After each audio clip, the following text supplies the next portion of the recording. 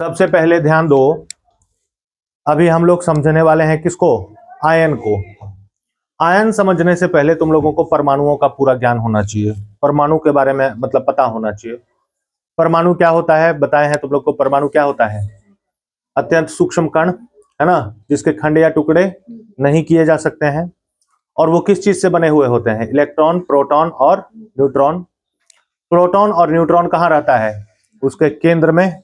और इलेक्ट्रॉन क्या करता है? उसके चारों तरफ बाहरी कक्षा में चक्कर लगाते रहता है, गोल गोल घूमते रहता है।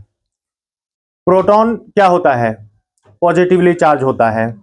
इलेक्ट्रॉन क्या होता है? नेगेटिव होता है। और न्यूट्रॉन क्या होता है? न्यूट्रल होता है।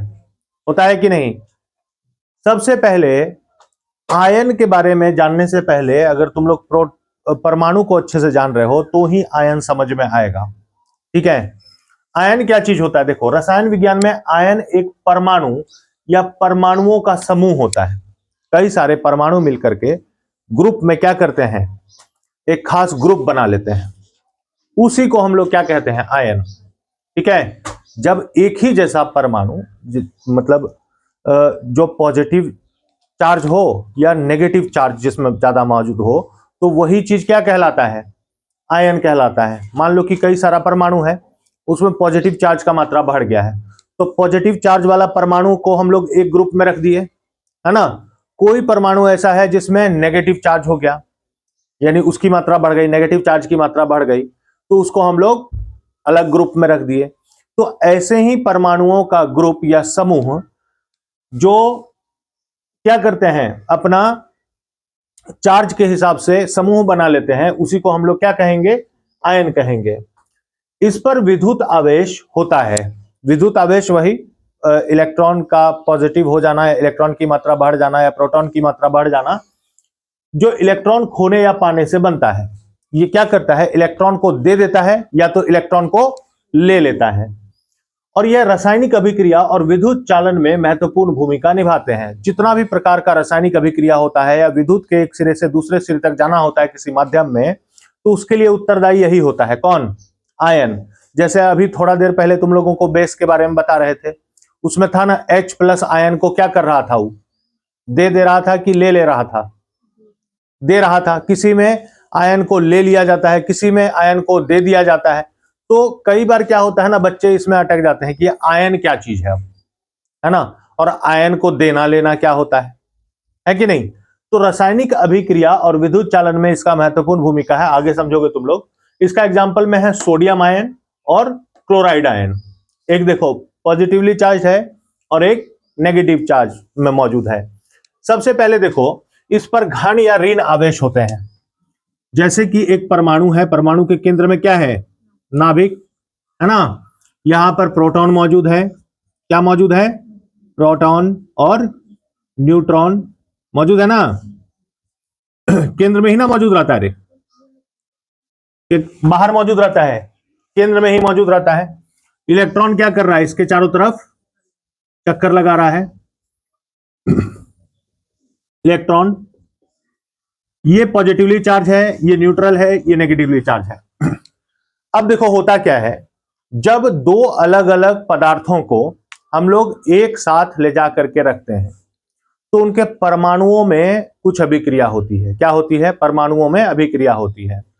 उनकी स्थिति में परिवर्तन जब हम लोग करते हैं, तो दूसरा पदार्थ जो उसके कांटेक्ट में आता है, वो अपने इलेक्ट्रॉन को दे देता है या फिर इलेक्ट्रॉन को ले लेता है। किसको?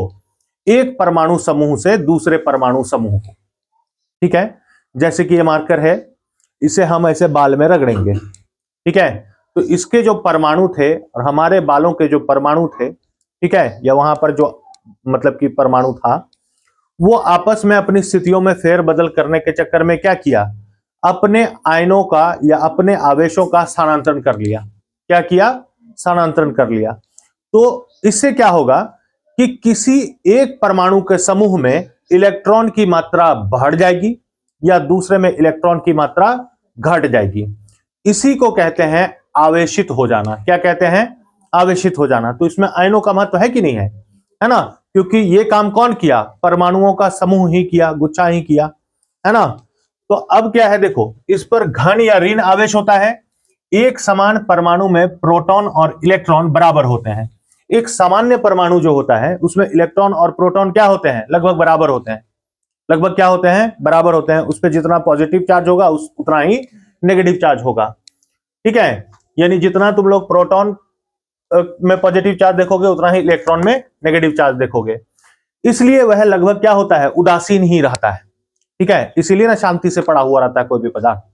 लेकिन दूसरे चीजों के कांटेक्ट में जाते ही इसमें उथल पुथल मच जाता है, क्योंकि ये इलेक्ट्रॉनों का स्थानांतरण करने लग जाते हैं, या तो देने लग जाएगा या तो लेने लग जाएगा।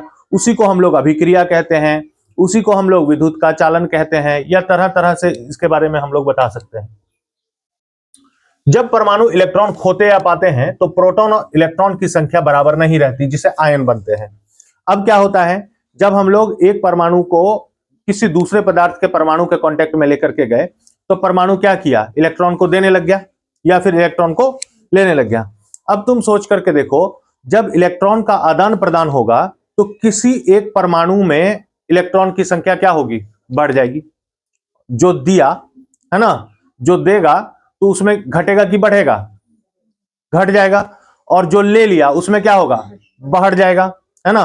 तो जिसमें बढ़ जाएगा वो क्या हो जाएगा, वो ऋणायन हो जाएगा, क्योंकि उसमें इलेक्ट्रॉन ज्यादा मात्रा में जो पहुंच गया तो उसमें नेगेटिव आवेश की मात्रा बढ़ गई, और जो अपना इलेक्ट्रॉन दे दिया उसमें इलेक्ट्रॉनों की संख्या घट गई, है ना, तो वो पॉजिटिवली चार्ज रह जाएगा, उसको घन आयन हम लोग कहेंगे।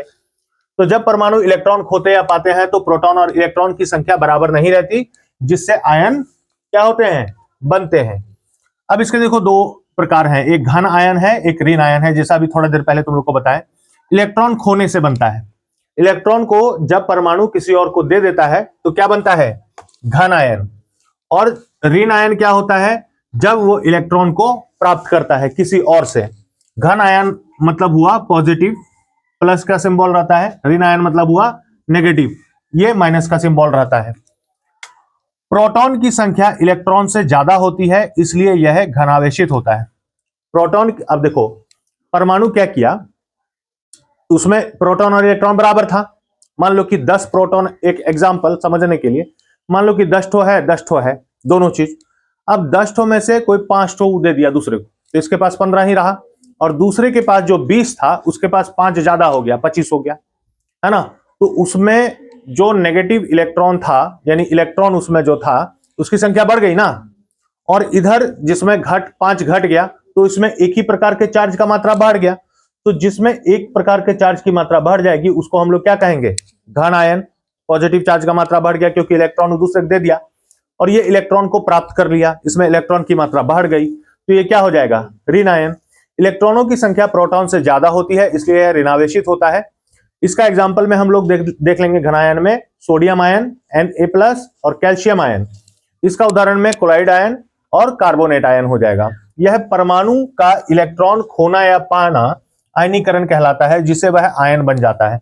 अब ये इलेक्ट्रॉनों का खो देना या इलेक्ट्रॉनों को पा लेना, इसी चीज को हम लोग क्या कहेंगे, आयनीकरण कहेंगे। यानी देना और लेना आयनीकरण हो गया।